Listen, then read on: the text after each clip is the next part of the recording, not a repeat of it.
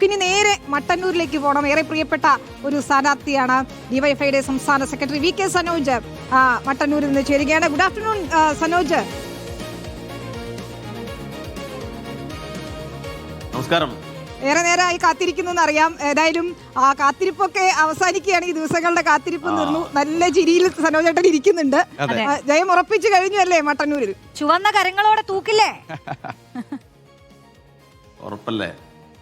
എല്ലാം തൂക്കും. കേരളം ആകെ തൂക്കും. നാളെ ഇടതുപക്ഷത്തിന് വലിയ വിജയമുണ്ടാവും.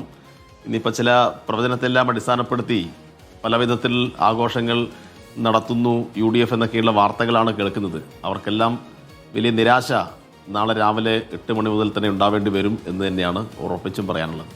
ശരി, മട്ടന്നൂരിൻ്റെ കാര്യം എടുക്കുമ്പോൾ ഞങ്ങൾ വന്നിരുന്നു.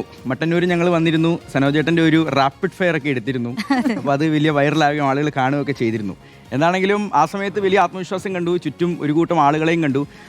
ഇപ്പോഴും ഞങ്ങൾ ചോദിക്കുന്നൊരു കാര്യം, ഈ മട്ടന്നൂരിൽ വിജയത്തിന് പ്രത്യേകിച്ച് വിജയപ്രതീക്ഷയ്ക്ക് യാതൊരു കുറവുമില്ല, വലിയ ആത്മവിശ്വാസമുണ്ട്, യാതൊരു ടെൻഷനും ഇല്ല എന്നുള്ളത് അറിയാം. പക്ഷേ മട്ടന്നൂരിനെ വെച്ച് നോക്കുമ്പോൾ നമ്മൾ പറയുന്നത് കെ ശൈലജ ടീച്ചർ തൊട്ടു മുൻപ് 60,000 വോട്ട് ഭൂരിപക്ഷം പിടിച്ചൊരു മണ്ഡലമാണ്. അപ്പോൾ ഭൂരിപക്ഷം കുറഞ്ഞാൽ പോലും അതൊരു കുറച്ചിലാണ്.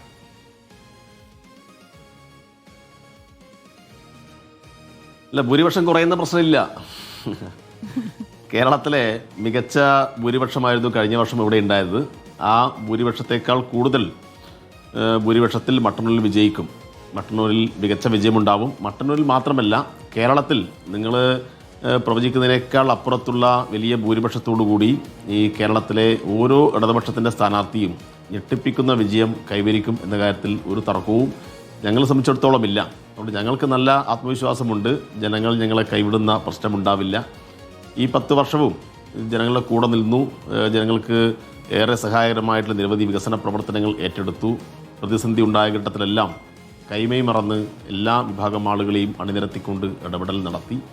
അതിനെല്ലാം കേരളത്തിലെ ജനങ്ങൾ നല്ല രൂപത്തിലുള്ള പ്രതികരണം ഈ തെരഞ്ഞെടുപ്പിൽ കൂടി നടത്തും എന്ന് തന്നെയാണ് ഞങ്ങളിപ്പോഴും വിശ്വസിക്കുന്നത്. എനിക്ക് തോന്നുന്നു സനോജേട്ടൻ നന്നായി പുസ്തകങ്ങളൊക്കെ വായിക്കുന്നയാളാണ്. സനോജേട്ടൻ്റെ പ്രസംഗം നല്ല രസമാണ് കേൾക്കാൻ.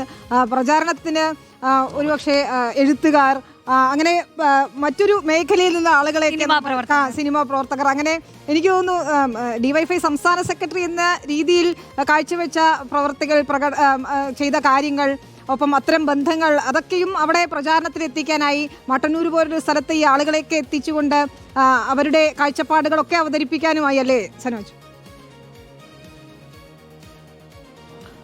തീർച്ചയായിട്ടും പ്രചരണത്തിലൊക്കെ എല്ലാ വിഭാഗം ആളുകളും വളരെ സ്നേഹത്തോടു കൂടി വന്നു എന്നുള്ളതാണ്.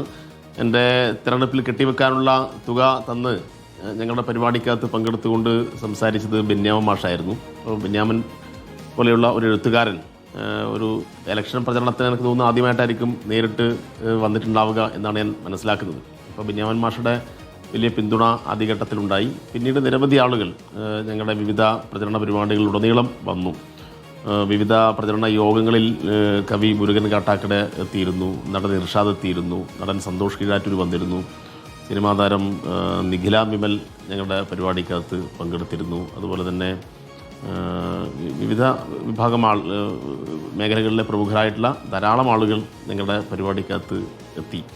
അപ്പോൾ അതെല്ലാം ഇവിടെയുള്ള ജനങ്ങൾക്ക് വലിയ ആവേശമുണ്ടാക്കിയിട്ടുണ്ട്. ഞങ്ങൾക്ക് വോട്ട് കാലങ്ങളായിട്ട് ഇടതുപക്ഷത്തിന് ചെയ്യാത്ത വോട്ടുകൾ ഉൾപ്പെടെ സമാഹരിക്കാൻ അവിടെയെല്ലാം ഇടപെടൽ കൊണ്ട് സാധിച്ചു എന്ന് തന്നെയാണ് എനിക്ക് തോന്നുന്നത്. മാത്രമല്ല, ഈ സംരംഭത്വം പ്രോത്സാഹിപ്പിക്കാൻ ആവശ്യമായിട്ടുള്ള നിരവധി പരിപാടികൾ, അതാണ് ഓരോ ദിവസം വ്യത്യസ്തമായ പരിപാടികളായിരുന്നു അവിടെ സംഘടിപ്പിച്ചിരുന്നത്.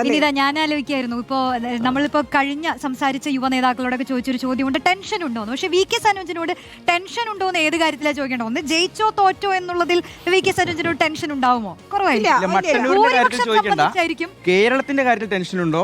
ഭൂരിപക്ഷത്തിന്റെ കാര്യത്തിൽ ടെൻഷൻ ഉണ്ടോ? അതാണ് ചോദിക്കാനുള്ളത്. അന്ന് ചോദിച്ചത് ഇല്ലില്ല, കേരളത്തിന്റെ കാര്യത്തിൽ ഒരു ടെൻഷനും ഇല്ല. കാരണം ഈ കഴിഞ്ഞ 10 വർഷക്കാലത്തെ ജനങ്ങളുടെ ജീവിത അനുഭവത്തെ മുൻനിർത്തിയിട്ടാണ് ഇത്തവണ ജനങ്ങൾ വോട്ട് രേഖപ്പെടുത്തിയത്. അത് എല്ലാ പ്രചരണവും, ഇപ്പോൾ ഇടതുപക്ഷം തോൽക്കുമെന്നുള്ള നിരവധി പ്രചരണവും അതുമായി ബന്ധപ്പെട്ട ചില കാര്യങ്ങളൊക്കെ ഉയർന്നു വന്നിട്ടുണ്ടല്ലോ. അപ്പോൾ അതിനെല്ലാം അപ്രസക്തമാക്കുന്ന വിധത്തിലുള്ള ഒരു റിസൾട്ട് നാളെ 8 മണി മുതൽ നമുക്ക് കാണാൻ വേണ്ടി കഴിയും.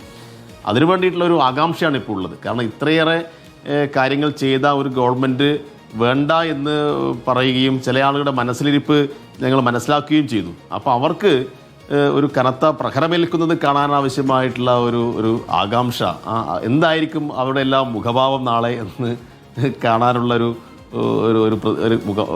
പ്രതീക്ഷയിലാണ്, ആകാംക്ഷയിലാണ് ഞങ്ങളൊക്കെ. ഒരു കാര്യം കൂടി ചോദിക്കട്ടെ ശ്രീ വി കെ സനോജ്, ഇപ്പോൾ തൊട്ടുമുമ്പ് നമ്മുടെ കോൺഗ്രസിന്റെ അബിൻ വർക്കി ഉൾപ്പെടെയുള്ള യുവ നേതാക്കൾ അപ്പോൾ കോൺഗ്രസിന് എന്തുകൊണ്ട് ഇത്തവണ യുവാക്കൾ വോട്ട് ചെയ്തു, എന്തുകൊണ്ട് വോട്ട് ചെയ്യണം എന്നുള്ള കുറച്ച് പോയിന്റ്സ് ഒക്കെ പറഞ്ഞു. അപ്പോൾ ഞങ്ങൾ DYFI സംസ്ഥാന സെക്രട്ടറി കൂടിയായിട്ടുള്ള വി കെ സനോജിനോട് ചോദിക്കുകയാണ്, ഇത്തവണ വലിയ ആവേശത്തോടു കൂടി യുവജനത പോളിംഗ് ബൂത്തിലേക്ക് പോയിട്ടുള്ളൊരു തെരഞ്ഞെടുപ്പാണ്.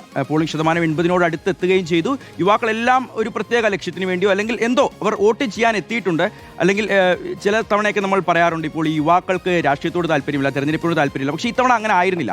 അപ്പോൾ എന്തുകൊണ്ട് ഇടതിന് ഇത്തവണ യുവാക്കൾ വോട്ട് ചെയ്തിട്ടുണ്ടെങ്കിൽ എന്തുകൊണ്ടായിരിക്കാം ആ വോട്ട് കിട്ടിയിട്ടുണ്ടാവുക? യുവാക്കളെ സംബന്ധിച്ചിടത്തോളം അവർ നല്ലതുപോലെ കാര്യങ്ങൾ നിരീക്ഷിക്കുന്നവർ തന്നെയാണ്. ഈ 10 വർഷക്കാലം അഴിമതിയില്ലാത്ത ഒരു ഗവൺമെൻറ്റാണ് അല്ലേ? ഏതെങ്കിലും ഒരു മന്ത്രിയുടെ പേരിലോ ഏതെങ്കിലും ഒരു MLA പേരിലോ എന്തെങ്കിലും തരത്തിൽ ഒരു അഴിമതിയുമായി ബന്ധപ്പെട്ട പ്രശ്നം പ്രതിപക്ഷത്തിന് പോലും ഒരു ഘട്ടത്തിലും ഉയർത്താൻ വേണ്ടി കഴിഞ്ഞിട്ടില്ല. സ്വാഭാവികമായിട്ടും ചെറുപ്പക്കാർക്കിടയിൽ അത് വലിയ രൂപത്തിൽ അവരെ ഇടതുപക്ഷത്തെ അനുകൂലമാക്കി ചിന്തിപ്പിച്ചിട്ടുണ്ട്. മറ്റൊരു കാര്യം, കേരളത്തിൽ ഈ കഴിഞ്ഞ 10 വർഷത്തിനിടയിൽ വന്നിട്ടുള്ള വലിയ മാറ്റങ്ങളാണ്. അത് ദേശീയപാതയായി കഴിഞ്ഞാലും ഗെയിൽ പൈപ്പ് ലൈൻ ആയി കഴിഞ്ഞാലും പവർ ഹൈവേ ആയി കഴിഞ്ഞാലും സർവകലാശാലകളുടെ മുന്നേറ്റമായി കഴിഞ്ഞാലും ഇതിലെല്ലാം ഈ ഗവൺമെൻറ് എടുക്കുന്നൊരു എഫേർട്ട് ആളുകൾ മനസ്സിലാക്കിയാണ്. ഇപ്പോൾ സ്റ്റാർട്ടപ്പിൻ്റെ കാര്യത്തിൽ വന്നിട്ടുള്ള വളർച്ച, വ്യവസായ സൗഹൃദ അന്തരീക്ഷം ശക്തിപ്പെടുത്തുകയുമായി ബന്ധപ്പെട്ട കാര്യങ്ങൾ. അപ്പോൾ നാട്ടിൽ നേരത്തെ ചെറുപ്പക്കാർക്കൊന്നും ജീവിക്കാൻ കഴിയില്ല, സംരംഭം തുടങ്ങാൻ വേണ്ടി കഴിയില്ല, വ്യവസായം തുടങ്ങാൻ കഴിയില്ല എന്നെല്ലാമുള്ള ഒരു പ്രചരണം നടന്നിരുന്ന ഇടത്തു നിന്ന് ഈ കേരളം ഈ കഴിഞ്ഞ കുറച്ച് വർഷങ്ങൾക്കിടയിൽ മാറിയിട്ടുള്ളൊരു മാറ്റമുണ്ട്. ആ മാറ്റത്തിൻ്റെ പ്രധാനപ്പെട്ട ബ്രാൻഡ് അംബാസഡർമാരായിട്ട് അതിൻ്റെ പ്രചാരകരായിട്ട് ഈ കേരളത്തിലെ ചെറുപ്പക്കാരാകെ കക്ഷിരാഷ്ട്രീയ അതീതമായി മാറി എന്നുള്ളതാണ് നമുക്ക് കാണാൻ വേണ്ടി കഴിയുന്നത്. അതുകൊണ്ട് ചെറുപ്പക്കാർ നല്ലതുപോലെ ഇടതുപക്ഷത്തിന് അനുകൂലമായി നിന്നു എന്നാണ് ഞങ്ങൾക്ക് ഞങ്ങളുടെ ഈ പ്രവർത്തനത്തിനെല്ലാം ഇടയിൽ മനസ്സിലാക്കാൻ വേണ്ടി സാധിച്ച ഒരു പ്രധാനപ്പെട്ട കാര്യം. നാളെ എവിടെ ഉണ്ടാവും? ചെയ്യാതിരിക്കേണ്ട ഒരു കാര്യമില്ല. വോട്ട് എണ്ണുമ്പോ എവിടെ ഉണ്ടാവും? അതെ അതെ, രാവിലെ വോട്ടെണ്ണുന്ന കേന്ദ്രത്തിൽ പോവേണ്ടതുണ്ട്. പിന്നെ ബാക്കി കാര്യങ്ങൾ അവിടെ നിന്ന് തീരുമാനിക്കും. ശരി, ഏതായാലും രാവിലെ തന്നെ വീട്ടിൽ നിന്ന് ഇറങ്ങും. ഒരു കാര്യം കൂടി സനോജ്, അപ്പോൾ നമ്മൾ ഇടതിൻ്റെ നേതാക്കളോട് ചോദിക്കുമ്പോൾ അവരെല്ലാവരും സ്വന്തം മണ്ഡലത്തിൽ അല്ലെങ്കിൽ തൊട്ടടുത്തുള്ള ബൂത്തിൽ സ്വന്തം നാട്ടിലാണ്. അപ്പോൾ എന്തുകൊണ്ടായിരിക്കും സനോജ് ഈ കോൺഗ്രസിൻ്റെ പ്രധാനപ്പെട്ട നേതാക്കൾ എല്ലാവരും, ഇതിപ്പോൾ ചെന്നിത്തലയാണെങ്കിലും സതീശനാണെങ്കിലും KC ആണെങ്കിലും സണ്ണി ജോസഫ് ആണെങ്കിലും എല്ലാവരും തിരുവനന്തപുരത്തേക്ക് പോവാണ് വോട്ടെണ്ണുന്ന ദിവസം? എന്തോ ഒരു വല്ലാത്തൊരു ആത്മവിശ്വാസം അവരിൽ കാണുന്ന പോലെ.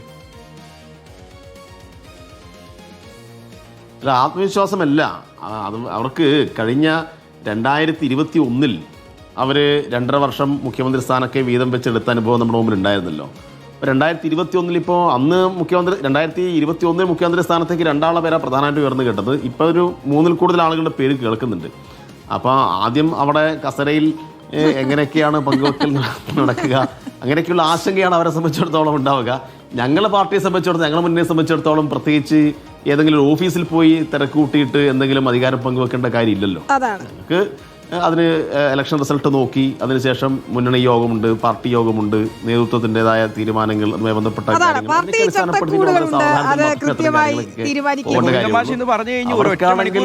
ഭൂരിപക്ഷം കിട്ടിക്കഴിഞ്ഞാൽ 1 മണിക്കൂറിനുള്ളിൽ കേരളത്തിന്റെ മുഖ്യമന്ത്രി ഇടതാണെങ്കിൽ ഇടതിന്റെ മുഖ്യമന്ത്രി ആരാണെന്ന് 1 മണിക്കൂറിനുള്ളിൽ കേരളം അറിയുമെന്ന് ഇന്ന് MP ഗോവിന്ദൻ മാസ്റ്റർ തന്നെ പറഞ്ഞു കഴിഞ്ഞു. അതിപ്പോ ഇപ്പോഴും അറിയാലോ.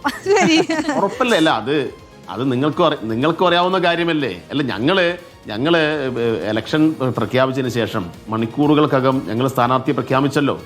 ഇലക്ഷൻ പ്രഖ്യാപിച്ചാൽ 24 മണിക്കൂർ കൊണ്ട് സ്ഥാനാർത്ഥി ഉണ്ടാവുമെന്ന് പറഞ്ഞിട്ട് 24 മണിക്കൂറും 48 മണിക്കൂറും 100 മണിക്കൂറും കാത്തു നിന്ന അനുഭവം നമ്മൾ ഇപ്പോൾ കണ്ടല്ലോ, ഈ ഇലക്ഷനിൽ മാത്രം കണ്ടല്ലോ. അതുകൊണ്ട് അതിനെക്കുറിച്ച് ഞാൻ കൂടുതൽ പറയേണ്ട കാര്യമില്ല. എന്തുകൊണ്ടായിരിക്കും കോൺഗ്രസ്സുകാരൊക്കെ തിരുവനന്തപുരത്ത് കേന്ദ്രീകരിക്കുക എന്നുള്ളത് കോൺഗ്രസിനെ അറിയുന്ന കേരളത്തിൽ ഞങ്ങൾക്കറിയാം. ശരി സനോജ്, ഏതായാലും നമുക്ക് വീണ്ടും നാളെ കാണാം. അപ്പോൾ ജയമുറപ്പാണെന്നറിയാം, എത്ര ഭൂരിപക്ഷം എന്ന് കാണാം വീണ്ടും. ഏതായാലും ആശംസകൾ. VK സനോജ്, DYFIയുടെ സംസ്ഥാന സെക്രട്ടറി, മട്ടന്നൂരിലെ LDF സ്ഥാനാർത്ഥിയാണ് നമ്മോടൊപ്പം ചേർന്ന്. അദ്ദേഹത്തിന് ജയമുറപ്പാണ്, ഇനി ഭൂരിപക്ഷം അറിഞ്ഞാൽ മതി. ആ ടെൻഷൻ ഇല്ല, മുഖത്തില്ല, നല്ല ചിരിയുണ്ട്. ഏതായാലും സനോജ് അവിടെ മട്ടന്നൂരിൽ നിന്ന് ജയമുറപ്പിച്ചിരിക്കുകയാണ്. നമുക്ക് തിരിച്ചെത്തണം.